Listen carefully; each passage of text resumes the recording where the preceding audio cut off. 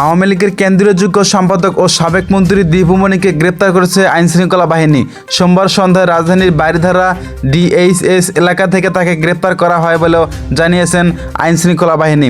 তিনি বলেছেন, বারিধারা ডিএইচএস থেকে সাবেক মন্ত্রী দীপু মনিকে আটক করেছেন ডিবি গুলশান বিভাগের একটি দল। তার বিরুদ্ধে চাঁদপুর ও ঢাকার মামলা রয়েছে। এসব মামলায় তাকে গ্রেপ্তার দেখানো হয়েছে। ওই কর্মকর্তা বলেছেন, এখন দীপু মনিকে মিন্টো রোডের ডিবি কার্যালয়ে নেওয়া হচ্ছে। গত 18 জুলাই চাঁদপুর জেলা বিএনপির সভাপতি শেখ ফরিদ আহমেদ মানিকের বাড়িতে হামলা, ভাঙচুর, লুটপাট ও অগ্নিসংযোগের ঘটনায় করা মামলায় সাবেক সমাজকল্যাণ মন্ত্রী ডক্টর দীপু মনি ও তার বড় ভাই ডক্টর জে.আর. ওয়াদুদ টিপুকে আসামি করা হয়েছে।